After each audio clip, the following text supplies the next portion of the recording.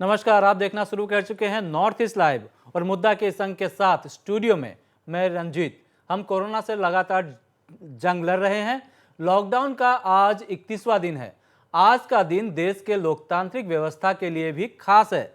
जब देश में 130 करोड़ जनता कोरोना वायरस को लेकर आशंकित है, ऐसे में देश के प्रधान सेवक खुद उनका हौसला बढ़ा रहे हैं।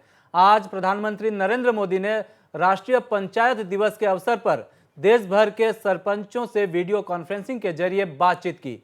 पीएम ने चर्चा के दौरान कोरोना वायरस से लेकर गांव में विकास के कार्यों पर सरपंचों और ग्राम प्रधानों से बातचीत की। मोदी संग चर्चा के दौरान ग्राम प्रधानों और सरपंचों ने कोरोना महामारी के दौरान गांव में किए जा रहे कार्यों के बारे में बताया। इसके बाद प्रधानमंत्री मोदी ने सरपंचों और प्रधानों से केंद्र सरकार की योजनाओं के बारे में भी पूछा।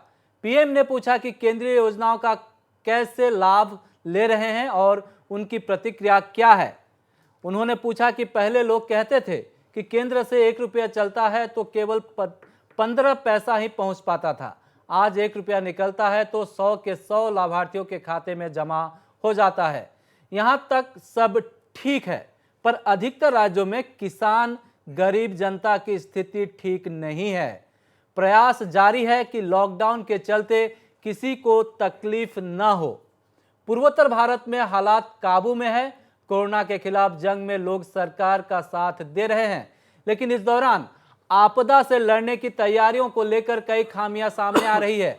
सटीक और प्रभावी आकलन और वितरण प्रणाली की कमी भी दिख रही है। हालांकि स्वास्थ्य एवं गृह विभाग बहुत अच्छा काम कर रही है। इस बीच पिछले कई दिनों से जारी आंधी तूफान ने मुश्किलें बढ़ा दी है। आंकड़ों की बात करें तो देश में अब तक 23,000 से अधिक लोग संक्रमित हुए हैं। 718 लोगों की मौत हो चुकी है, लेकिन राहत की बात यह है कि 400 से अधिक लोग स्वस्थ हो चुके हैं। पूर्वोत्तर भारत में कोरोना को लेकर जिस तरह की स्थिति बनी हुई है, खासकर पिछले कई दिनों से जारी आंधी तूफान के चलते बेहद ही मुश्किल हालात पैदा हो गए हैं उन लोगों के लिए जो ग्रामीण क्षेत्रों में रहते हैं। कई परिवारों के पास आज छत नहीं है, खेत बर्बाद हो चुकी है, फसलें बर्बाद हो चुकी है। पूर्वोत्तर भारत में स्वास्थ्य विभाग को छोड़ अन्य विभाग और स्वास्थ्य विभाग और गृह विभाग, खासकर पुलिस की जो कामकाज है उसको लेकर बेहद ही एक सकारात्मक पहल नजर आ रहा है, लेकिन गरीब जनता आज भी पीस रही है। लॉकडाउन के 31 दिन बाद भी लोगों की स्थिति कैसी है। और इस बीच असम सरकार ने 25, 26 और 27 को अंतर जिला यातायात की व्यवस्था की घोषणा की है और इसमें लगभग 31,000 से ज़्यादा फॉर्म आए थे और 12,000 लोगों को पासेस दिए जा चुके हैं। 19,000 जो है आवेदन इस वक्त नकारा जा चुका है। कल से इसके लिए भी एक बड़ी पहल की जा रही है। ये ग्रीन जोन, रेड जोन की बात कही जा रही है और बाहर जो छात्र है वो भी आना चाह रहे हैं, इसके लिए भी सरकार व्यवस्था कर रही है। इन मुद्दों पर चर्चा के लिए हमारे साथ स्टूडियो में मौजूद है वरिष्ठ पत्रकार प्रमोद तिवारी जी, हमारे साथ एआईसीसी के सदस्य दुलू अहमद हमारे साथ जुड़े हुए हैं, अशोक रॉय है हमारे साथ सामाजिक कार्यकर्ता और बहुत जल्द हमारे साथ जुड़ जाएंगे एएन सहाय, सेवानिवृत्त एसोसिएट प्रोफेसर हैं एवं वरिष्ठ पत्रकार भी है। आप सबका कार्यक्रम में स्वागत है। मैं प्रमोद तिवारी से शुरू करना चाहता हूं। 31 दिन बहुत लंबा समय होता है। हालांकि पिछले 5-6 दिनों से जो प्रकृति ने रूप बदला है उसके लिए भी लोगों पर दोहरी मार पड़ी है। एक तो फसलें बर्बाद हो रही थी, ऊपर से लोगों के घर बार टूट चुके हैं और डिब्रूगढ़ और अन्य जिलों से जो खबरें आई है 24 घंटे बाद भी उनके पास प्रशासन के लोग नहीं पहुंचे थे। वे बार बार अपील कर रहे हैं और स्थानीय जो प्रतिनिधि है वो भी उनसे दूरी बनाए हुए हैं।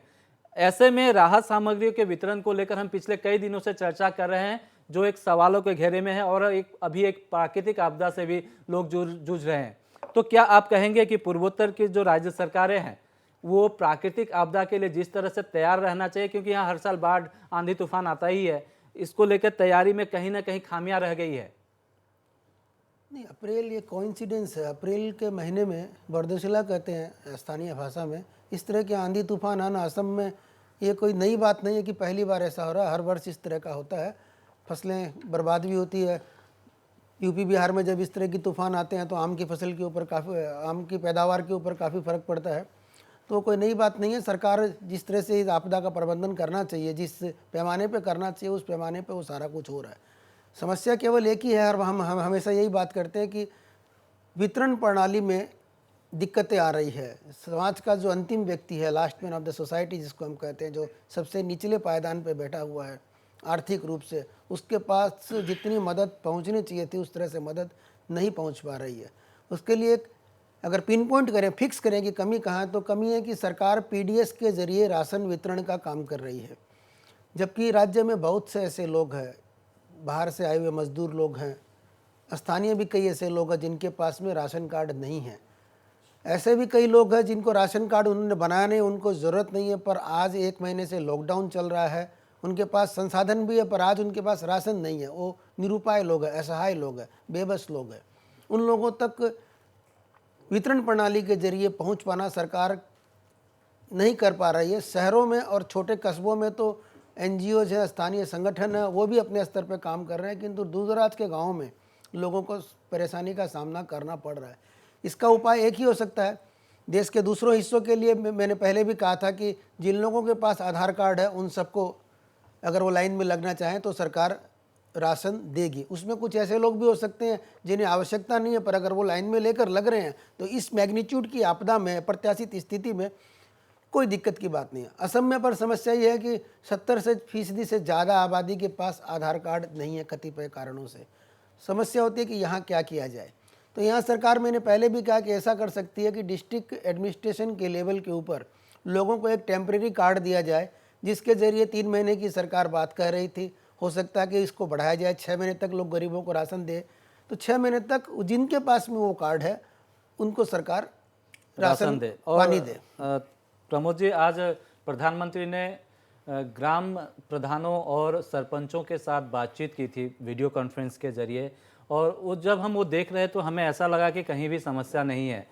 एक बात तो माननी पड़ेगी, चाहे वो पूर्वोत्तर राज्य हो या देश का दूसरा प्रांत हो, वहाँ में ग्रामीण जितना ये लॉकडाउन का पालन कर रहे हैं, यहाँ तक कि वो बैरिकेड बना के भी बाहर के लोगों को घुसने नहीं दे रहे। एक बात बहुत अच्छी दिख रही है। और आज जब ग्राम प्रधानों के साथ, सरपंचों के साथ उन्होंने बातचीत की, उन्होंने सीधे पूछा कि हम जो केंद्र सरकार जो आर्थिक पैकेज दे रही है, सहायता दे रही है किसानों को, या जो योजना है वो सही तरीके से पहुंच रही है कि नहीं।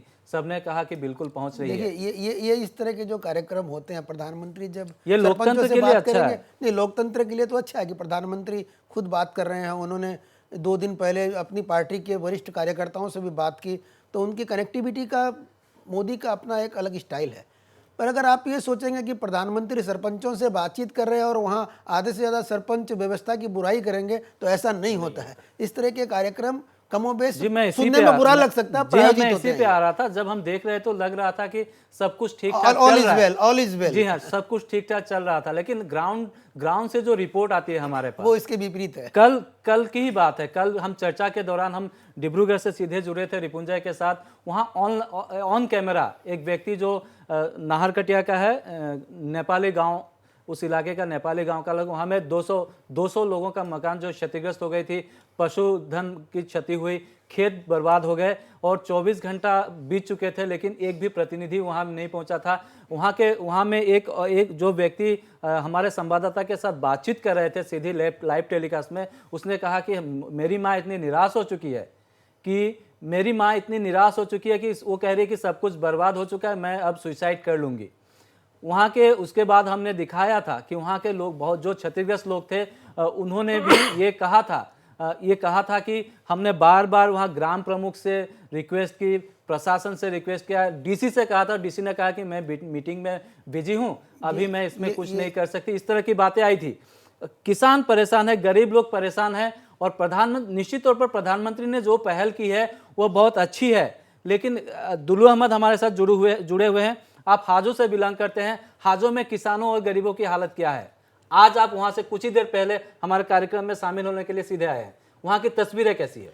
देखिए रंजीत जी, बात अभी ऐसा हो गया, अभी जो लॉकडाउन का पीरियड चल रहा है, ये अप्रोक्स आज 1 महीना 3 दिन हो गया या 4 दिन हो गया, तो और 10 दिन बाकी है। तो अभी प्रमोद जी भी बोल रहा था, जो गरीब किसान है, जो मजदूर है, जो ग्रामीण क्षेत्र का बहुत अंदर में रहता है, उन लोगों का क्या होता है, अभी आप ये नहीं बोल सकते हैं कि 3 तारीख को क्या होगा, लॉकडाउन खुलेगा कि या इसको बढ़ेगा, अभी तो कोई निश्चित नहीं है इसमें। आज देखिएगा स्विट्जरलैंड का एक बहुत बड़ा हेल्थ का जो संस्कार हेड है संस्कार का, उसने भी स्टेटमेंट दिया कि कोरोना वायरस इतना एवॉइड करने वाला बीमारी नहीं है जी बिल्कुल। इसलिए अलर्ट रहना चाहिए। लेकिन अभी प्रमोद जी ने जो बोल रहा था कि गरीब जो किसान है, एक भयंकर प्रॉब्लम आया है, इसलिए मैं आपको बोल रहा हूँ। अभी देखिए ये सरकार का अभी जो गलत काम है ये मैं अभी आज नहीं बोलूँगा, हाँ, क्योंकि अभी सरकार कुछ मशीनरी चला रहा है तो उन लोगों को सपोर्ट करना चाहिए। हम लोग का पार्टी का जितना एमएलए एमपी से हम लोग सपोर्ट कर रहे हैं, फिजिकली भी सपोर्ट कर रहे हैं, फाइनेंशियली भी सपोर्ट कर रहे हैं, मेंटली भी सपोर्ट कर रहे हैं। लेकिन सरकार को अभी जो हेल्थ मिनिस्टर है हिमंत बिस्वा शर्मा, वो अच्छा काम कर रहा है, सब बोल रहा है, सब पार्टी का आदमी बोल रहा है, सब वर्कर बोल रहे हैं, असम का जनता बोल रहा है कि हिमंत बिस्वा शर्मा अच्छा काम कर रहे हैं। लेकिन हिमंत बिस्वा शर्मा को हेल्थ सेक्टर देखना चाहिए और उसको फ्री कर देना चाहिए। लेकिन अभी जो किसानों का बीच में जो ये आया है, ये आपका जो रोज चलने वाले के लिए जो चावल दाली तेल जो लगता है रोज चलने के लिए, उसको देखना चाहिए food and civil supply department. एक मंत्री है अलायंस गवर्नमेंट का, साथ ओलू का एक मंत्री है एजीपी से शायद ये फनी भूषण चौधरी, उसका एक भी स्टेटमेंट नहीं है। अभी हिमंत बिस्वा शर्मा हेल्थ सेक्टर देखेंगे ना, ये आपको ये food and civil supply department देखेगा, दोनों तो वही देख रहा है। जो डिपार्टमेंट का जो मिनिस्टर है फूड एंड सिविल सप्लाई, उसका कोई स्टेटमेंट नहीं है, कुछ प्लानिंग नहीं है। अभी आप देखिए कुछ दिन पहले बहुत बड़ा भयंकर तूफान आया था, और तूफान में देखिए इस बार जो तूफान आया था ये बहुत भयंकर रूप से आया था। आप लोग का टीवी में मैं देखा था, जो नदी का ऊपर जितना बहुत ज़बरदस्त जो आया था, उसमें 2-3-4 शायद जो मछली मारने के लिए जाता है नदी में, वो डूब भी गया, मर भी गया। तो बात ऐसा है कि अभी डिपार्टमेंट को डिवाइड कर देना चाहिए कि ये हेल्थ सेक्टर हिमंत बिस्वा शर्मा देख रहा है, उसको फ्री कर देना चाहिए। और फनी भूषण चौधरी जो food and civil supply minister है, उसका भी कुछ प्लानिंग करके अभी 10 दिन तक और चलना मुश्किल हो जाएगा जी। हाँ, तो और 10 दिन का बाद क्या होगा, अगर प्राइम मिनिस्टर फिर 10 दिन से पहले एक स्टेटमेंट दे देंगे कि और 2 वीक्स के लिए हम लोग इसको एक्सटेंड कर रहे हैं, तब तो हालात उस टाइम बिगड़ेंगे। तो उस टाइम हालात बिगड़ने से पहले अभी से थोड़ा प्लानिंग करना चाहिए। तो इसलिए मैं आप लोग का चैनल का जरिए से सरकार को अनुरोध करता हूँ कि आप लोग अभी हम लोग का भी कोई अगर आपको हेल्प है तो हम लोग करेंगे, तैयार है। देखिए सबका एक कॉन्स्टिट्यूंसी होता है, सब एक क्षेत्र होता है। अभी हम लोग का जो ये नौगांव लोकसभा का जो सांसद है प्रद्युत बोडले, आज कुछ दिन पहले देखा था आपको, 3-4 दिन पहले का बात है, 11,000 आपको जो गरीब जो किसान है सबको फूड डिस्ट्रीब्यूट किया। रूपज्योति कुर्मी 18,000 परिवार को 500 करके दिया है। तो और कमल देव पुरस्कार, अब्दुल खालेक, जैसे हम लोग एमपी एमएलए हम लोग हेल्प कर रहे हैं, लेकिन बीजेपी का भी कौन सा एमएलए कौन सा एमपी क्या हेल्प कर रहा है, कोई स्टेटमेंट नहीं आ रहा है। तो वो लोग पावर में है, कम से कम मैं अभी क्या बोल रहा हूँ कि अभी बुराई में नहीं दिखाऊंगा, लेकिन अभी सब मिलकर काम करना चाहिए कि गरीब जनता या कोई भी आम आदमी को कोई तकलीफ नहीं होना मतलब चाहिए। आप सीधे ये कह रहे हैं कि 126 हमारे पास एमएलए है, असम की बात कर रहे हैं हम, 14 एमपी भी है, 14 एमपी है। ये अगर करोड़ रुपए की भी मदद करें, मैं नहीं जानता करोड़ रुपए सबके पास होंगे कि नहीं, ये देखिए पार्टी रिलेटेड, ये आकलन करना भी हमारा काम नहीं है, लेकिन वो अपने अपने कंस्टिट्यूंसी की जो है वहाँ पे किस तरह की समस्या है वो कम से कम सरकार के पास वो ला सकती है कि हमें इतने लोगों की मदद की ज़रूरत है, हमारे पास ये आंकड़ा है। अशोक जी, दुल्लू अहमद कह रहे हैं कि हिमंत बिस्वा शर्मा अच्छा काम कर रहे हैं स्वास्थ्य विभाग को लेकर, और दूसरे विभागों के कामों को भी उन्हें देखना पड़ रहा है, उन्हें थोड़ा फ्री किया जाना चाहिए। वो देखिए कल से जो है इंटर डिस्ट्रिक्ट ट्रांसपोर्टेशन शुरू हो रहा है, लोग एक जगह से दूसरे, एक ज़िले से दूसरे ज़िले में जा सकेंगे, इसकी भी वो व्यवस्था कर रहे हैं। ट्रांसपोर्ट विभाग भी है हमारे पास अलग से। क्या कहेंगे, एक व्यक्ति के ऊपर इतना बोझ डालना कहाँ तक सही है? और दूसरी बात, हमारे कृषि विभाग और जो फूड एंड सिविल सप्लाई विभाग है, उसके कामकाज को आपने पिछले 31 दिनों में क्या देखा, उस पर क्या टिप्पणी करेंगे आप? देखिए, इस अभी जो दुल्लू अहमद जी ने कहा, मैं उनके बात से 100% सहमत हूँ। और हिमंत बिस्वा शर्मा जी पर ऐसे ही पहले से ही ज़्यादा दबाव था। पीडब्ल्यूडी विभाग को देखते हैं, शिक्षा विभाग को देखते हैं, वित्त विभाग को देखते हैं, फाइनेंस को देखते हैं। तो इस पूरे अगर हम कार्यक्रम को देखें तो इस कार्यक्रम को देखते हुए अगर उन्हें सुपर सीएम कहा जाए तो कोई अतिशयोक्ति नहीं होगी। और जहाँ तक ट्रांसपोर्ट विभाग की बात कही, जहाँ तक आपने food and civil supply minister की बात कही, तो food and civil supply minister आज इस परिस्थिति में, जबकि पूरा मानव जाति त्राहिमाम कर रहा है, उन्हें नकारा मंत्री कहा जाए तो कोई गलत नहीं होगा। वे जो है एसी रूम में बैठ करके जो है घोषणाएं, तुगलकी फरमान जारी कर देते हैं। कोनी अपना लोग 5 कट पावो, मांगो ईमान तो कट पावो। अगर आप वहाँ पे जाइए ना, मंत्री जी से मैं अनुरोध करूँगा कि आप गणेशगुरी जाइए, फैंसी बाजार जाइए, देखिए लोगों की हालत क्या है, महंगाई किस कदर बढ़ रही है। आप घोषणाएं करते हैं परंतु धरातल पर वो लागू नहीं वो होती। घोषणाएं भी करते हैं और जब जहां तक आप प्राइस हाइक की बात करते हैं तो वो सीधे इनकार भी कर देते हैं, इनकार कर जाते हैं। उनके पास अभिज्ञता अभिज्ञता की बिल्कुल कमी है। ठीक है, ये जो है कोalition गवर्नमेंट है, परंतु कोalition गवर्नमेंट है तो मुख्यमंत्री को चाहिए कि एक काबिल मंत्री को ये विभाग दिया जाए। आज लोग त्राहिमाम कर रहे हैं। आज जैसे कि हमारे प्रमोद तिवारी जी ने कहा कि जिनके पास राशन कार्ड है वे लोग भी नहीं निकल पा रहा है। राशन कार्ड लेके जाते हैं, पुलिस मानते नहीं हैं, उनको डंडा लगा देते हैं। वो राशन कार्ड तो बाद में देखेंगे, कैसे जाएंगे। मान लीजिए किसी का राशन कार्ड दूर है तो किस वाहन का प्रयोग करेंगे। और बहुत सारे लोग जो है वो कतिपय कारणों से उनके पास राशन कार्ड अवेलेबल नहीं है, तो वे लोग, जैसे गुवाहाटी महानगर शहर है, तो महानगर में क्या है, बहुत सारी स्वयंसेवी संस्थाएं हैं, वो दिन रात एक कर रही है। यहाँ इतना ज़्यादा प्रभावित नहीं हो रहा है, परंतु दूर दराज और दुर्गम क्षेत्र के लोगों की क्या हालत होगी।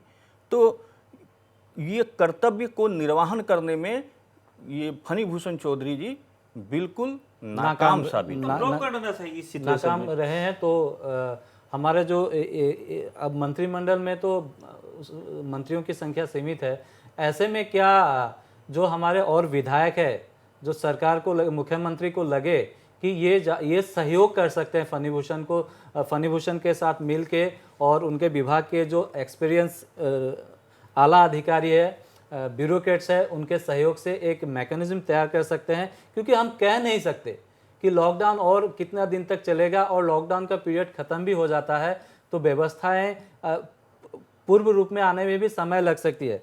प्रमोद जी, हम हर दिन, आप जितनी बार भी आते हैं, इसी पे चर्चा करते हैं कि गरीबों तक कैसे पहुँचे। आप हर बार कहते हैं कि जो डिस्ट्रीब्यूशन सिस्टम है उसको दुरुस्त किया जाना चाहिए। चर्चा करते करते हम 1 महीना गुजार चुके हैं। अब क्या किया जाना चाहिए कि सरकार को क्या एडवाइस, आप जैसे वरिष्ठ पत्रकार और भी लोग मिलके, क्या सरकार को एक, और बिजनेस कम्युनिटी जो है वो मिलके एक सही डिस्ट्रीब्यूशन सिस्टम, क्योंकि व्यवसायी लोग इसको ज़्यादा समझ पाते हैं, प्रैक्टिकल होते हैं वो, तो आप जैसे पत्रकार की भूमिका इसमें क्या होती है? क्या आप लोग सरकार को ऐसे एडवाइस दे सकते हैं? देखिए, मेरे ख्याल में अब तो हमें बात ये करनी चाहिए कि लॉकडाउन से एग्जिट, 3 तारीख के बाद में एग्जिट की स्ट्रेटेजी क्या होगी, कैसे इससे निकला जाए। मैंने पहले भी कहा कि हम उस दिन का इंतज़ार नहीं कर सकते जब कोरोना का अंतिम पेशेंट जो है वो हॉस्पिटल से डिस्चार्ज हो जाएगा, तब तक लॉकडाउन नहीं रखा जा सकता है। 3 जोन में बांट दिया गया, रेड जोन है, ग्रीन जोन है, ब्लू जोन है, जोन सिस्टम कर दिया गया है। तो जिन जोन में कोरोना का प्रभाव नहीं है वहाँ एक्टिविटीज़ को शुरू करने के बारे में सरकार को सोचना चाहिए। Plan A, plan B, plan C के ऊपर चर्चा की जानी चाहिए। इकोनॉमी की, अर्थव्यवस्था को फिर से कैसे पटरी पे लाना है, अब इस पर चर्चा की जानी चाहिए। किन किन व्यवसायों को छूट दी जा सकती है। अभी राशन की दुकानें खुली हुई है, फार्मेसी खुली हुई है, सरकारी दफ्तर में सीमित मात्रा में कामकाज शुरू हुआ है। कौन से सेक्टर्स ऐसे हैं जिन्हें और खोला जा सकता है? कृषि को खोलना ही होगा। असम को छोड़ के बाकी जगह जहाँ खरीफ की फसल होती है वो आ गई है, रबी मानसून सामने आने वाला है, तो कृषि से संबंधित जो गतिविधियां हैं उन्हें खोलना होगा। केवल किसानों को छूट देने से नहीं होगा, क्योंकि खाली एग्रीकल्चरल सेक्टर अपने आप में इंडिपेंडेंट सेक्टर नहीं है, उसके साथ में सर्विस सेक्टर भी है, इंडस्ट्रियल सेक्टर भी है। तो ये सारे सेक्टर जो है, तीनों सेक्टर को एक साथ खोलना होगा, जिससे कि वो जो उपज खेतों में हुई है वो मंडी तक पहुँच सके। और भी कई सेक्टर्स हैं, छोटे दुकानदार हैं जो लोग लाइन में लगकर राशन नहीं ले सकते, वो कैसे जिएंगे? क्योंकि आपको एक बात बता दूं कि वो हमारी अर्थव्यवस्था की रीढ़ है। 2008-10 में पीरियड में जब साउथ ईस्ट एशिया की बड़ी बड़ी इकोनॉमी धराशायी हो गई थी, तब भी भारत के ऊपर उसका प्रभाव नहीं पड़ा था, उस मंदी का। और भी बीच बीच में थोड़ी छोटी मोटी मंदी आती रहती है, प्रभाव नहीं पड़ता है। तो उसका एक कारण है कि एक तो भारत में सेल्फ एम्प्लॉयमेंट और देशों की अपेक्षा ज़्यादा है। और ये जो सेल्फ एम्प्लॉयमेंट है, मतलब मैं छोटे क्षुद्र व्यवसायी या छोटे उद्योग वालों की बात कर रहा हूँ, वो खुद तो एम्प्लॉयड होते हैं, दूसरों लोगों को भी एम्प्लॉयमेंट देते हैं। दूसरी बात है, हमारे यहाँ एक बचत की प्रवृत्ति है। इससे भी बहुत ज़्यादा प्रभाव नहीं पड़ता।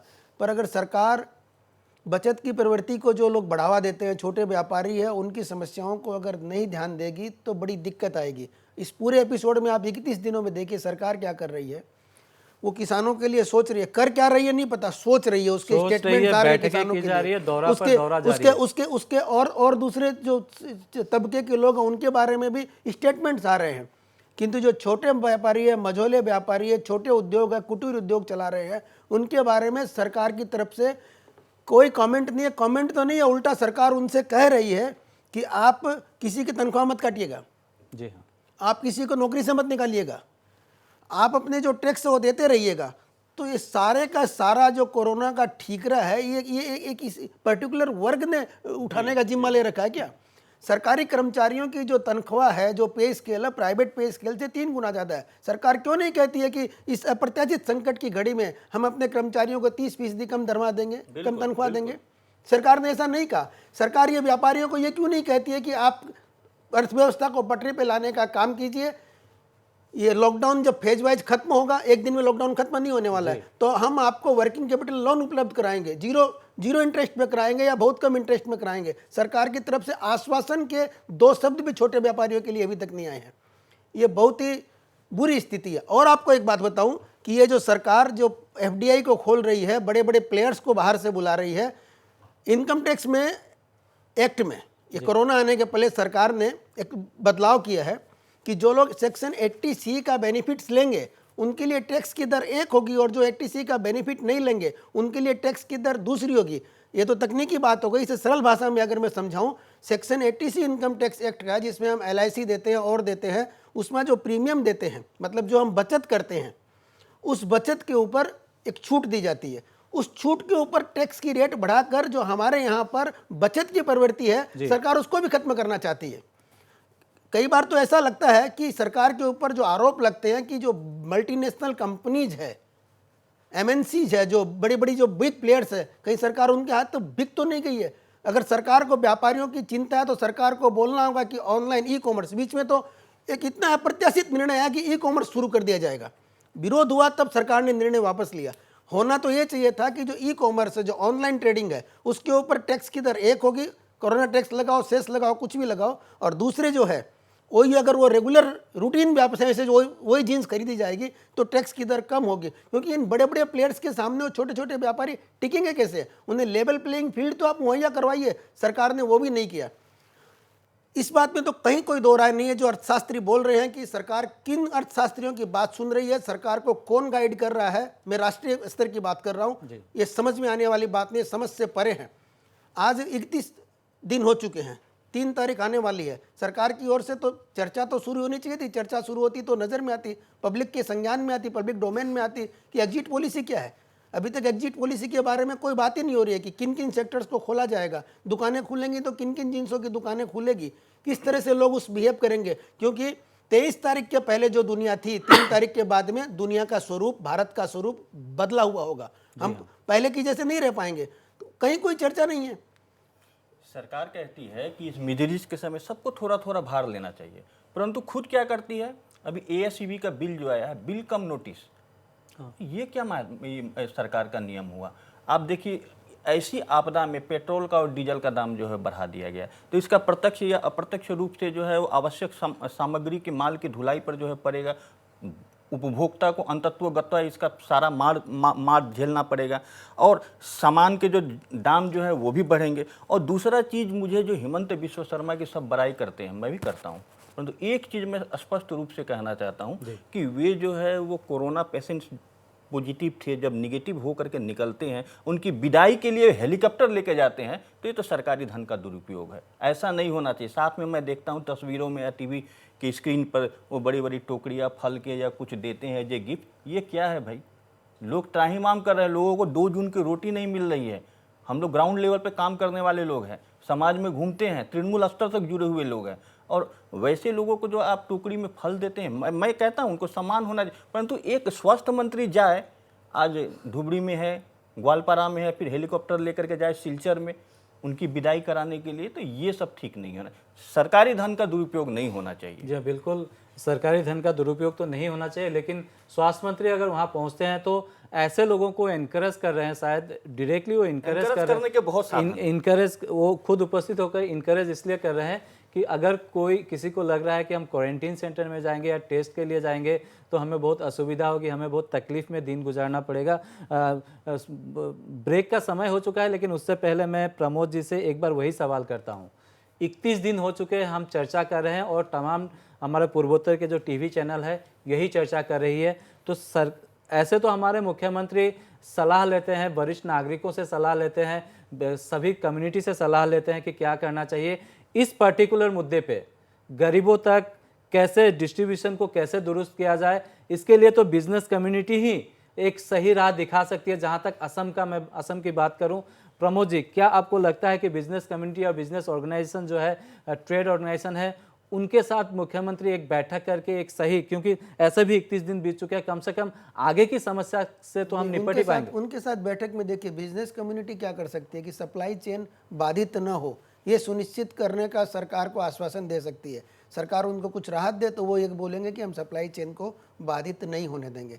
सरकार उनसे ये बात कर सकती है कि जो आवश्यक वस्तुओं के दाम बढ़ रहे हैं और उसमें एक ब्लेम गेम चल रहा है, बड़े होलसेलर बोल रहे हैं कि सोर्स पे दाम बढ़ गए इसलिए हमारे पास उपाय नहीं है, छोटे रिटेलर बोल रहे हैं कि होलसेलर हमसे ज़्यादा चार्ज कर रहा है, गली मोहल्ले की दुकान तो एमआरपी से भी ऊपर रेट में माल बेच रही है। कमोबेश इस स्थिति का प्रत्यक्ष या परोक्ष लाभ ये तीनों ही ले रहे हैं। सरकार या सरकार के जो संबंधित मंत्री व्यापारियों के साथ बैठ कर ये बात कर सकते हैं कि ऐसा नहीं किया जाना चाहिए, किंतु अंतिम आदमी तक, गरीबों तक, दुर्गम क्षेत्रों तक राहत कैसे पहुंचाई जाए, इसमें तो व्यापारी सरकार को क्या सलाह दे सकते हैं। ये तो सरकारी अमले का काम है। व्यापारी वर्ग से सरकार ये कह सकती है कि चैम्बर ऑफ कॉमर्सेज है या आपके इलाके के जो संगठन है, आप उन्हें प्रोत्साहित कीजिए कि वो भी करेंगे राहत का काम, तो वो कर ही रहे हैं। और मैं तो देखता हूँ गुवाहाटी जैसे महानगर में तो सरकार पूरी तरह उन्हीं पर आश्रित है। जी हाँ, बिल्कुल स्वयंसेवी संगठनों के ऊपर आश्रित है। हाँ, ये जरूर है कि जो व्यापारियों के जो प्रतिनिधि संगठन है वो अपनी प्राथमिकताएं भूल चुके हैं। ये मैं हमेशा कहता हूँ, चाहे वो कामरूप चैम्बर ऑफ कॉमर्स हो, असम चैम्बर ऑफ कॉमर्स हो या और कोई संगठन हो, सारे के सारे अपनी प्राथमिकताएं भूल चुके हैं। सरकार के साथ उनको एक कम्युनिकेशन चैनल इस्टेब्लिश करना चाहिए, तो वो किंतु दूसरे कामों में लगे हुए हैं और इस क्राइसिस को एक फोटो अपॉर्चुनिटी की तरह ले रहे हैं।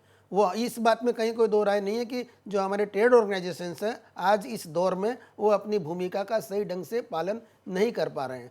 प्राइस राइज की बात जहाँ तक है, वो मैकेनिज्म तो सरकार के पास ही है। व्यापारी तो ब्लेम गेम करके एक दूसरे के ऊपर ब्लेम को शिफ्ट कर देंगे।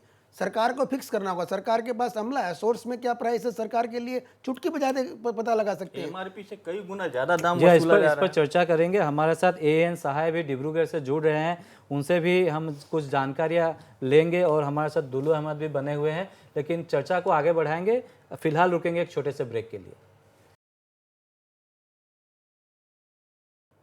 ब्रेक के बाद मुद्दा में आपका स्वागत है। हम आज चर्चा कर रहे हैं, लॉकडाउन का 31वां दिन है और 31 दिन बाद भी गरीब तबके तक जो सहायता पहुंचनी चाहिए थी, जो सुविधाएं पहुंचनी चाहिए थे, क्या वाकई वो पहुंच पाई है। हम ग्राउंड जीरो से भी खबरें ले रहे हैं और इस वक्त हमारे साथ एएन सहाय डिब्रूगढ़ से जुड़ चुके हैं, सेवानिवृत्त एसोसिएट प्रोफेसर रह चुके हैं और वरिष्ठ पत्रकार है। सहाय जी, कार्यक्रम में आपका स्वागत है। अब तक जो हमने चर्चा की है, 31 दिन बीत चुके हैं और इन 31 दिनों में शहरों में जो राहत सामग्री या दूसरी सुविधाएं उपलब्ध कराने की बात है, वो एनजीओज के साथ, स्वयंसेवी संगठनों के साथ मिलकर स्थानीय प्रशासन ने अच्छी तरह से इसको निभाया है अब तक।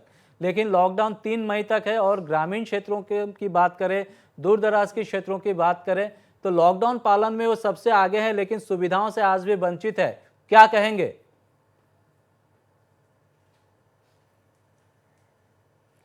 बिल्कुल सही कहा आपने कि जो बहुत दूर तक हैं, ग्रामीण क्षेत्र से आते हैं, जो दिहाड़ी मजदूर हैं, उनके पास अभी भी जितनी भी घोषणाएं की जा रही हैं कि उन्हें ये सहायता मिल रही है, ये सहायता मिल रही है, ये नहीं मिल पा रहा है।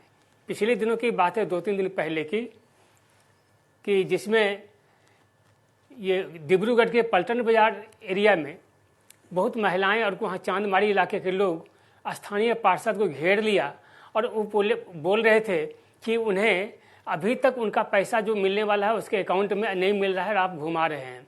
हालांकि पार्षद कुछ जवाब देते हैं कि ये समस्या वो समस्या है, लेकिन समस्या तो सबसे बड़ी यही है कि उनके पास उनका जो अकाउंट में पैसा आने वाला है वो आया नहीं। अभी मैं चर्चा अभी सुन रहा था, लोग बतला रहे थे कि लोगों के पास खर्च करने के लिए पैसे नहीं हैं। जो पैसा आएगा कहाँ से? जो दिहाड़ी मजदूरों का काम बंद है, दुकानें बंद हैं, जहाँ पर भी वो काम करते हैं, जो सरकारी नौकरी में नहीं हैं, वो मजबूर हैं, वो एक एक पैसे के लिए मोहताज हो रहे हैं। अब जरा सा भी राहत की बात मिलती है तो दौड़ कर चले जाते हैं कि उन्हें कुछ मिलेगा, लेकिन वहाँ पर जाकर फिर खाली हाथ लौटना पड़ता है। इसलिए इस बात में कोई छिपी हुई बात नहीं है, जानी समझी बात है। सरकारें घोषणा करती हैं। ये और बात है कि डिब्रूगढ़ में असम के मुख्यमंत्री सर्बानंद सोनोवाल जी आए, अतुल बोरा भी आए, और सब लोगों ने कहा कि हम प्रशासन तंत्र उन लोगों तक हर तरह की सहायता मुहैया कराएंगे और इसके लिए नज़र रख रहे हैं। कुछ पकड़ धकड़ भी हो रही है। मुरान में ऐसी खबर मिली थी कि पैसा नहीं पहुंचाने पर ये जो राशन वाले दुकान हैं उनके ऊपर एक्शन लिया गया, लेकिन एक्शन जो होगा, लेकिन आम लोगों को अभी भी तरस रहे हैं, एक एक पैसे के लिए मोहताज हैं। जी हाँ, बिल्कुल। और अभी जो तस्वीरें हम दिखा रहे हैं, मुख्यमंत्री सर्बानंद सोनोवाल जो है अपने गृह शहर पहुंचे थे और ये तस्वीरें तूफान से जो क्षति हुई थी इस खबर ले रहे हैं। कल हमने नॉर्थ ईस्ट लाइव में इसको विस्तार से इन खबरों को दिखाया था। आज मुख्यमंत्री स्वयं वहां पहुंचे हैं। इस वक्त जो है वो जायजा ले रहे हैं। कुछ देर पहले की ये तस्वीरें हैं। तो निश्चित तौर पर जो है, जो पीड़ित है, तूफान पीड़ित है, उनको थोड़ी सहूलियत तो ज़रूर होगी, क्योंकि ये स्थानीय नेता हैं और प्रदेश के मुख्यमंत्री है। तो निश्चित तौर पर उनकी तकलीफ़ों का जायजा वो लेंगे, घोषणाएं होंगी, फिर बात वहीं पे आके रुक जाएगी कि आखिर उनके पास जो उनको जो त्वरित सहायता की ज़रूरत है, मदद की ज़रूरत है, वो क्यों ठहर गई।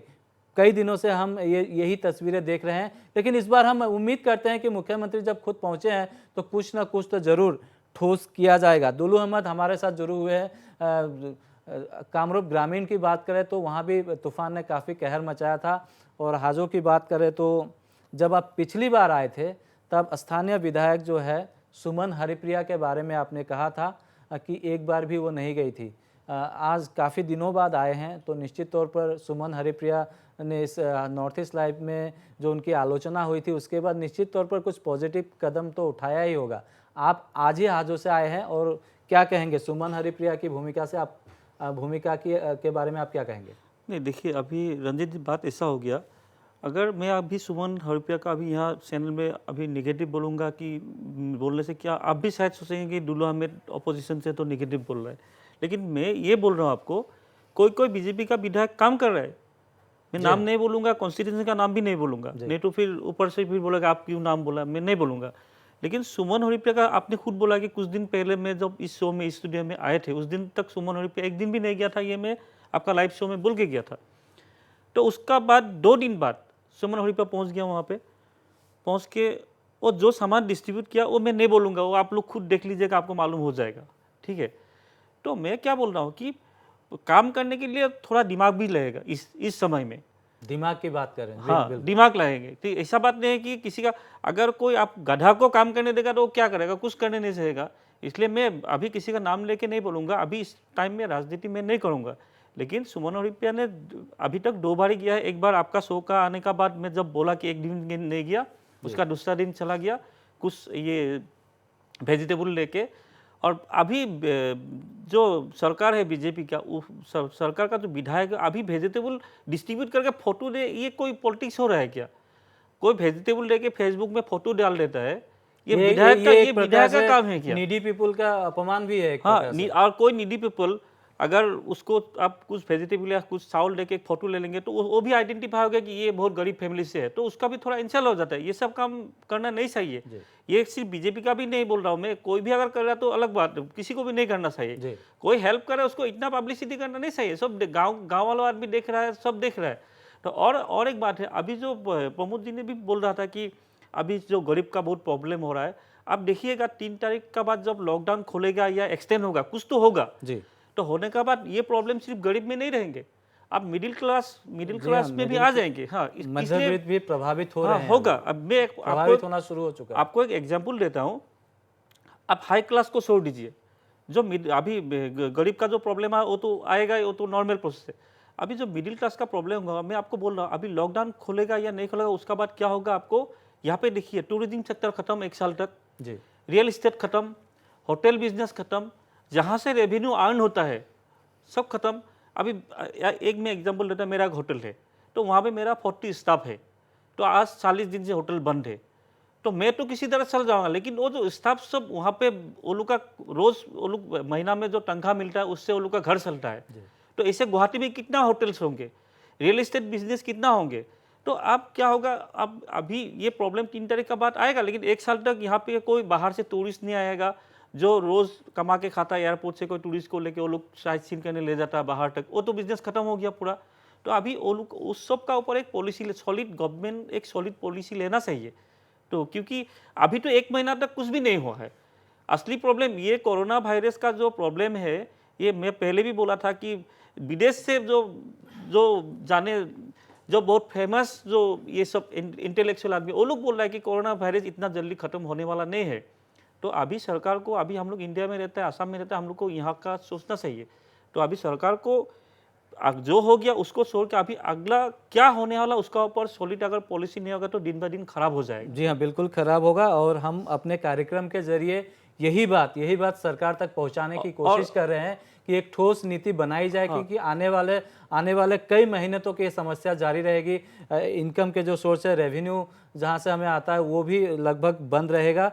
और एक छोटा बात जी हाँ, बोलता हूँ, बिल्कुल। एक हमारे मिनट साथ में। शिलोंग से अभी देखिए, ये आपका लेबर क्लास का बात बोल रहा हूँ, जो लेबर जो रियल एस्टेट में लेबर काम करते हैं, वो लोग क्या होता है, अपना गांव से बहुत दूसरा स्थित चला जाता है, कोई दूसरा डिस्ट्रिक्ट जाता है, तो अभी वो लोग का जो घर पहुंचने में जो तकलीफ हुआ अभी तक शायद बहुत पहुंचा ही नहीं। और इस बार पहुंचने का बाद वो लोग 6 महीना घर में रहेगा, वो लोग काम नहीं करेगा, लेकिन मुझे जो लग रहा है जी, जो काम नहीं होगा तो आपका बिजनेस कैसे होगा। तो ये सब का ऊपर पॉलिसी लेना चाहिए, नहीं तो बिल्कुल लेना होगा। और हम अपने कार्यक्रम के माध्यम से यही कोशिश कर रहे हैं कि सरकार जो है एक सशक्त पॉलिसी बनाए, क्योंकि ग्राउंड लेवल से शायद पॉलिसी मेकर तक सही तथ्य नहीं पहुंच पा रहा है, और इसीलिए हमारी ये कोशिश रहती है कि हम सही तथ्य को पहुंचाएं। हमारे साथ मेघालय से हमारे मेघालय के ब्यूरो चीफ रोशन राय जुड़ चुके हैं। रोशन, वहाँ पे अब तक 11 जो है कोविड-19 के मामले सामने आ चुके हैं और दुर्भाग्यवश एक डॉक्टर की मौत हो चुकी है। आप ही के प्रदेश के उप मुख्यमंत्री प्रेस्टन ने ये कहा था कि अभी तक जो केस आए हैं वो उस डॉक्टर के जो सन इन लॉ है उनके संपर्क में आने के बाद डॉक्टर इन्फेक्टेड हुए थे, उसके बाद दूसरे लोग। हालांकि अभी तक जो अगर कोई दूसरे जगह से इन्फेक्टेड हुआ है तो उसकी जांच की जा रही है, एक्सपर्ट उसमें लगे हुए हैं। मैं उसके बारे में आपसे बात नहीं करूंगा क्योंकि ऑलरेडी आप वो न्यूज़ हमें भेज चुके हैं, हम दर्शकों को दिखाएंगे। मैं ये जानना चाहता हूं कि असम में जो है भारी तूफान, आंधी तूफान की वजह से, स्टॉर्म की वजह से भारी तबाही हुई है और बहुत से लोगों का छत छीन चुका है। मेघालय में क्या इस तूफान से कोई तबाही हुई है पिछले 3-4 दिनों में? जी हाँ रंजित जी, बहुत सारे जगहों मेघालय पे भी ये तूफ़ान का असर हुआ है बिल्कुल। और ये डिस्ट्रिक्ट एडमिनिस्ट्रेशन जितने भी डिप्टी कमिश्नर्स है उनको डायरेक्ट किया गया है कि जायज़ा ले और देखे किस तरीक़े का जो हेल्प है जितना भी चाहिए वो अफेक्टेड एरियाज़ में वो पहुंच पाए। फ़िलहाल मैं ये भी बता दूं कि अभी मेघालय सरकार ने देखिए जो शिलोंग और मिल्लिम ब्लॉक है ये छोड़ के जो रेड जोन है ये छोड़ के बाकी अन्य डिस्ट्रिक्टों में रिलैक्सेशन दे दिया है और फार्मिंग कम्युनिटी है उनको भी अनुमति दी गई है फार्मिंग करने के लिए ऑब्वियसली, लेकिन बहुत अंडर स्ट्रिक्ट प्रोटोकॉल। और देखा जाए तो सरकार का ये मानना है कि एक बैलेंस बनाना ज़रूरी है, बहुत ज़रूरी है अभी इस समय लॉकडाउन, कंटामिनेशन और इकोनॉमिक लाइवलीहुड के बीच में, और इसीलिए सरकार ये रिलैक्सेशन दे रही है। और सरकार ने जैसे कारपेंटर हो, इलेक्ट्रिशियन हो, मोटर मैकेनिक हो, ये सब भी उनको भी रिलैक्सेशन दे दी है, तो वो लोग भी काम कर सकते हैं, इसलिए कि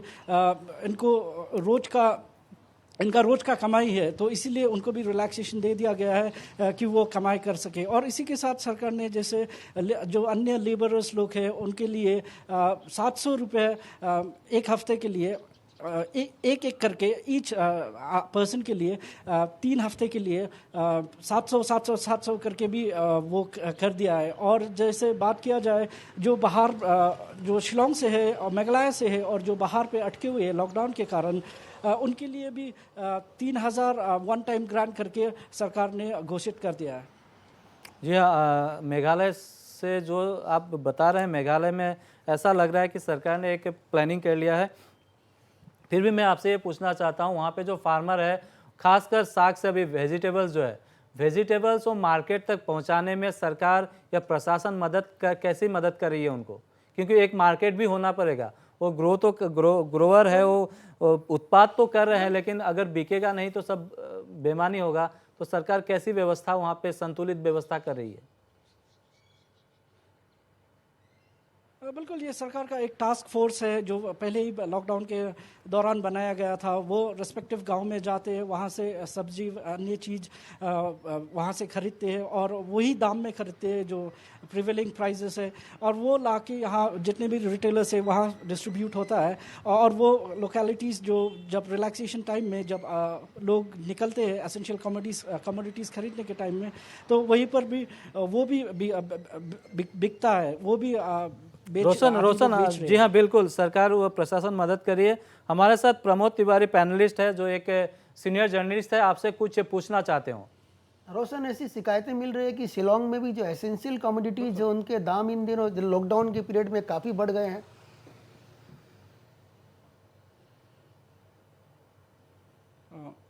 अगर आप रिपीट कर सकें। मैं आपको बता देता हूँ, प्रमोद तिवारी ये जानना चाहते हैं कि इन दिनों क्या शिलोंग में ऐसी खबरें आ रही है कि शिलोंग में एसेंशियल कमोडिटीज का प्राइस हाइक हो गया, काफी बढ़ा हुआ है? देखिए, ये एक ऐसा मुद्दा है जो कि हाँ बिल्कुल ये कई इंस्टेंसेस हुआ है जहाँ पर पब्लिक ये बात उठाई हुई है, और इसको लेके हमारी बातचीत यहाँ के डिप्टी कमिश्नर से भी हुई है। तो डिप्टी कमिश्नर ने कहा है कि जितने भी कंप्लेन हो बिल्कुल करना चाहिए, और पब्लिक को कहा गया है कि जो भी दुकानदार हो या कोई भी हो ये सब चीज़ कर रहा है उसका एटलीस्ट एक फ़ोटोग्राफ डॉक्यूमेंट के लिए टू ऑथेंटिकेट वो लेके आइए डीसी ऑफिस पे। पर दुख की बात ये है कि ओवर 100 ऐसे कंप्लेंट्स आए थे, पर वहाँ से सिर्फ एक ही आदमी ने ये किया है कि फ़ोटो भी साथ साथ लेके आया और कंप्लेंट रजिस्टर किया, और बिल्कुल डिस्ट्रिक्ट प्रशासन इसके मतलब एक्शन लिया है उसके लिए। और डिस्ट्रिक्ट प्रशासन का यही कहना है कि वो भी आगे भी जाके एक्शन लेंगे अगर ऐसा कुछ है। और लगातार एडवाइजरीज तो दिया जा रहा है कि कोई भी प्राइसेस पे हाइक नहीं होना चाहिए। जी हाँ बिल्कुल रोशन, आपने जो बातें बताई उससे कम से कम असम सरकार भी शायद सीख ले।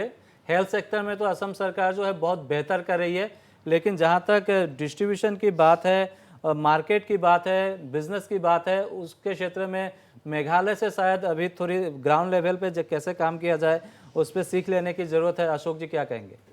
बिल्कुल बात सही है, और जैसा हम लोग चर्चा कर रहे थे और पहले ही प्रमोद तिवारी जी ने विस्तार से कहा था कि हेल्थ सेक्टर में नो डाउट हम लोग बहुत बेहतरीन काम किए हैं, और असम में जो है कोरोना वाली समस्या जो है वो बहुत हद तक नियंत्रण में है।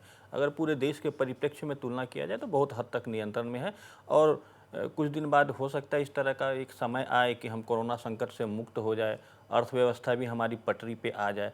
परंतु ये जो है ये समय हमें एक बहुत बड़ा सीख दे करके जाएगा। सीख क्या होगा कि आज ये समस्या क्यों उत्पन्न हुई?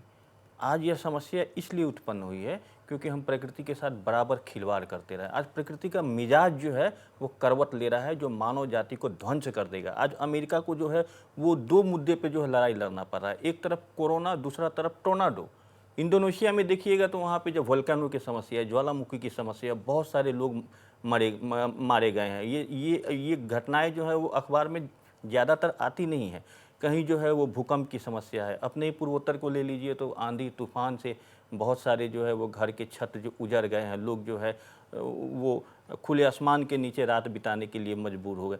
तो ये समय जो है वो हमें एक सबक सिखाती है कि प्रकृति का दोहन करना अब हम बंद करें। जी हाँ, nature has everything to fulfil our need but not to fulfil our greed. और अभी देखिएगा ये ब्लेसिंग इन डिस्गाइज हुआ है। ये जो लॉकडाउन का पीरियड जो है, ये प्रकृति का जो श्वास जो था वो अटक रहा था, उसको खुले रूप से श्वास लेने का एक मौका मिला है। नहीं तो आज ग्लोबल वार्मिंग की समस्या थी, ग्लोबल वार्मिंग से आपका जुड़ा हुआ था ग्लेशियर जो है वो तेज़ी से पिघलता जा रहा था, तो भविष्य में इस तरह की समस्या आती कि जल संसाधन की कमी पड़ जाती। उसके बाद देखिए ये पर्यावरण इतना धूल धूसरित हो गया था कि स्वच्छ एयर इंडेक्स का क्वालिटी जो है दिन प्रतिदिन नीचे जा रहा था, दुनिया भर का कोलाहल। आज देखिएगा, आज सुबह सुबह आपको पक्षी का कलरव सुनाई देगा। तो हम लोगों को क्या चाहिए कि इस चीज़ को बनाए रखने के लिए लॉकडाउन का पीरियड जब समाप्त हो जाता है, तो मैं असम सरकार से एक आग्रह करना चाहूँगा कि कम से कम ऑड और इवन का जो है वो एक तरह से लागू किया जाए, ताकि पर्यावरण से बचाया जा सके। और दूसरी चीज़ है कि ये जो डिजिटलाइजेशन, जो आज बच्चे लोग जो स्कूल नहीं जा रहे हैं परंतु पढ़ रहे हैं, इसमें जो गरीब बच्चे जो है इस लाभ से वंचित हो रहे हैं, मैं मानता हूँ। तो इसको देखते हुए कम से कम सप्ताह में एक दिन के लिए सरकारी कर्मचारियों को अपने घर से ही काम करने की इजाज़त देनी चाहिए। तो ये सब जो हमारी प्रकृति से जुड़ा हुआ चीज़ है और प्रकृति को हमें बचाना पड़ेगा। विज्ञान हमारे लिए जो है वरदान साबित हो रही है, परंतु कहीं ना कहीं हमारी सुंदर सलोनी धरती को भी विनिष्ट करने में एक अहम भूमिका निभा रही है, जिसको हर हाल में रोकना होगा। जी हाँ, बिल्कुल। भौतिकतावाद हावी हो चुका है, इसीलिए शायद प्रकृति का भी दोहन हो रहा है। और हमारे साथ एएन सहाय बने हुए हैं, पेशे से वे एक शिक्षक रहे हैं, एसोसिएट प्रोफेसर रह चुके हैं, पत्रकारिता से भी जुड़े हुए हैं। अशोक रॉय को आपने सुना, हमें अभी तो फोकस इस पे करना होगा कि हम इस महामारी से कैसे निपटे, लेकिन इसके साथ जैसा अशोक जी कह रहे हैं कि प्रकृति के साथ कैसे संतुलन बनाकर आगे बढ़ा जाए, जिससे प्रकृति के साथ छेड़छाड़ जो कमे और हम अपने द्वारा क्रिएट समस्याओं से निजात पा सके। संक्षेप में एएन सहाय जी। हाँ, अभी बहुत अच्छा लगा, विषय बहुत अच्छा चल रहा था, लेकिन ये सही है कि असली जंग तो ये जो लॉकडाउन है उसके बाद ही शुरू होगा और आर्थिक मोर्चे पर होगा। और जहाँ तक प्रकृति की बात कह रहे हैं, निसंदेह आज जहाँ से भी खबरें आ रही हैं कि लॉकडाउन में गंगा का पानी खूब निर्मल हो गया है, यहाँ पर प्रदूषण कम हो गया है। आज भी नासा वाला भी बतला रहा था कि बहुत ही अच्छा और ये हुआ, प्रदूषण बहुत कमी आई है। ये उत्साहजनक बातें हैं और ये एक तरह से हमारे जीने के तरीके पर कोरोना बंदी से प्रभाव पड़ेगा। और उन्होंने कहा कि सप्ताह में एक दिन काम घर से करें, बिल्कुल सही कहा उन्हें कि ये आदत अब डालनी होगी कि हम कम से कम ये डिजिटलाइजेशन का फ़ायदा उठाएं, कि हम अपने जैसे आज हम घर से ही आपके इस डिबेट में शामिल हैं, तो ऐसे होने से, क्योंकि अब पढ़ाई का भी स्टाइल देखने बदल रहा है।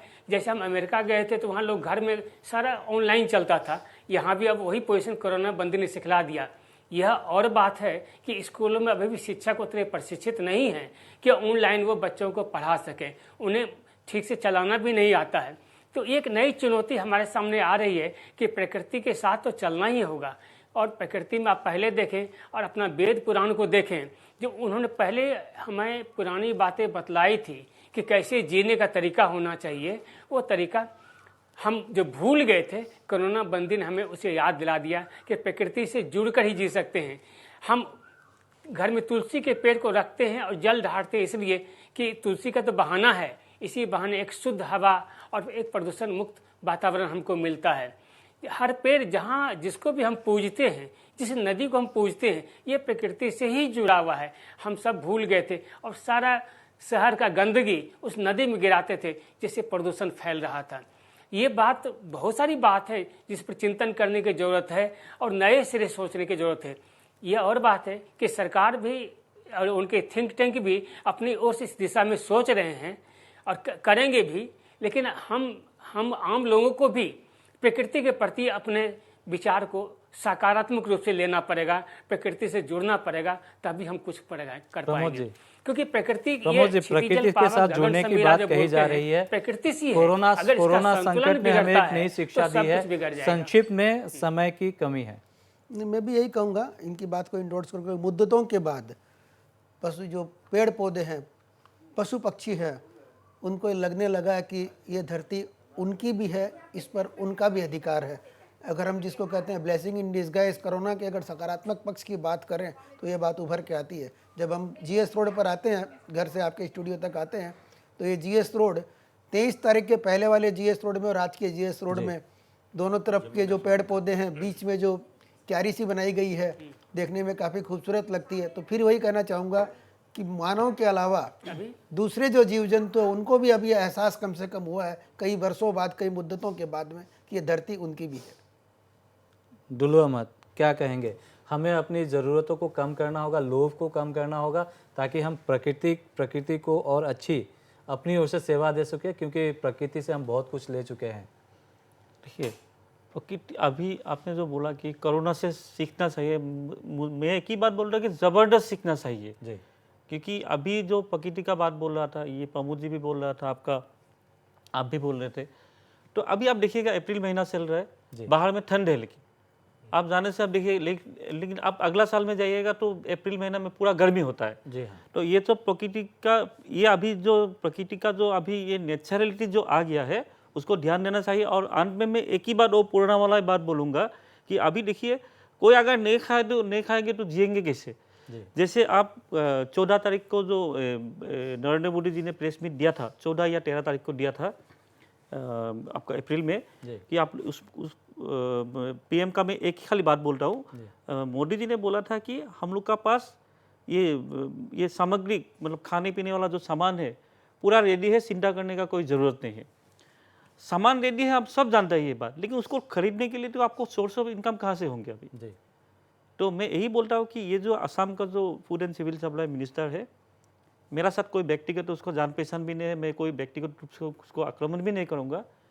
इमीडिएटली उसको ड्रॉप कर देना चाहिए, क्योंकि वो टोटली फेल हो गया। इस सिचुएशन में अगर फेल हो गया तो अलायंस से है, किससे है, वो सब अलग बात है। पब्लिक पर्पस, पब्लिक सर्ट के लिए उसको ड्रॉप करके कोई एक स्ट्रॉन्ग मिनिस्टर को उस डिपार्टमेंट देना चाहिए, ताकि पब्लिक को प्रॉब्लम ना हो। और हिमंता बिस्वा शर्मा, अभी आप लोग भी बोल रहा था कि अच्छा काम कर रहे हैं हेल्थ में, हेल्थ सेक्टर को पूरा फ्री कर देना चाहिए, क्योंकि कोरोना सबसे इंपॉर्टेंट है। कल भी एक मैंने देखा था, हिमंता बिस्वा शर्मा एक अच्छा स्टेटमेंट दिया था, वो मार्कस को लेके, कि मैं खुद देखा था टीवी में, कि अभी जो मार्कस से जो 29-30 जो पेशेंट अभी भी कोरोना में एडमिट हो रहा है आपका क्वारंटाइन सेंटर में, तो वो लोग से कुछ प्लाज्मा का बात बोल रहा था कि वो लोग से प्लाज्मा लाने से कोई corona treatment, one of the part of corona treatment हो सकता है। तो ये सब बात बोलने से क्या होता है, एक अच्छा मैसेज जाता है, कोई सकारात्मक मैसेज जाता तो है। ये सब मैसेज मैं उसको धन्यवाद बोलता हूँ कि हाँ, नहीं तो आज कुछ दिन से पहले देखा निजामुद्दीन मार्कस, मतलब वो लोग को टेररिस्ट बना दिया था एक तरफ से।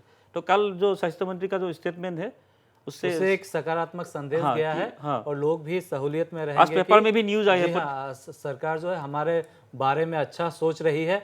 कार्यक्रम में हिस्सा लेने के लिए, चर्चा में शामिल होने के लिए आप सभी का धन्यवाद। तो हम 31 दिन बाद भी हम यही चर्चा कर रहे हैं कि गरीब तबके के लोग जो है उन तक राहत सामग्रियां नहीं पहुंच पा रही है। और कम से कम ये तो हमारे सामने आ गया है कि सरकार के पास एक स्ट्रॉन्ग मैकेनिज्म अभी तक डेवलप नहीं कर पाई है। हाँ, ये अलग बात है कि हर दिन अलग अलग जगहों में जो है मीटिंग पे मीटिंग हो रही है, घोषणाओं पे घोषणा हो रही है, लेकिन जो ग्राउंड लेवल में गरीबों को, ज़रूरतमंदों को जो सामग्रियां पहुंचनी चाहिए वो नहीं पहुंच पा रही है। हम उम्मीद तो यही करेंगे कि सरकार इस दिशा में एक त्वरित कदम उठाए और पीड़ित लोगों की मदद पहुंचाए। मुद्दा में इतना ही, धन्यवाद।